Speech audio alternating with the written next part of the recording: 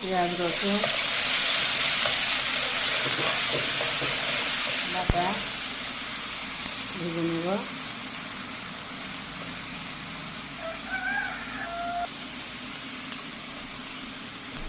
লবণ,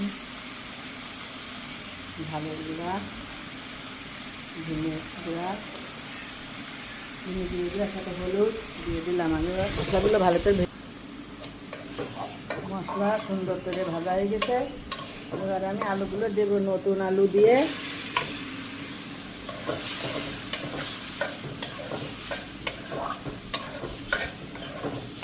silver cup মাছ দিয়ে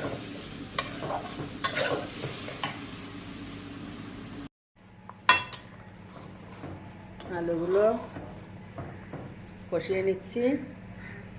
বিসমিল্লাহির রহমানির রহিম। আল্লাহ রাব্বুল আলামিন তার কালামে পাকে বলেন, লাকাদ খালাকনাল ইনসানা ফি আহসানি তাকওয়িম সুম্মা রাদাদনাহু আসফালা সাফিলিন। আমি মানুষকে সুন্দর থেকে সুন্দরতম চেহারা দিয়ে সৃষ্টি করেছি, অতঃপর তারাই আবার হীন থেকে হীনতম কর্ম করে। সূরা ৩-এর ৪ ও ৫ নম্বর আয়াত।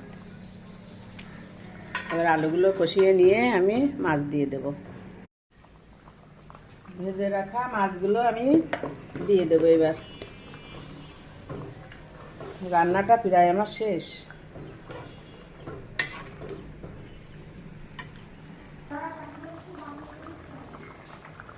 মাছ ঝোল রান্নাটা আমার হয়ে গেছে। কালারটা কত সুন্দর হয়েছে। নতুন আলু দিয়ে সিলভার কাপ মাছ, বড় সিলভার কাপ মাছ। কমেন্টে জানাবেন রান্নাটা কেমন হলো। আল্লাহ হাফেজ।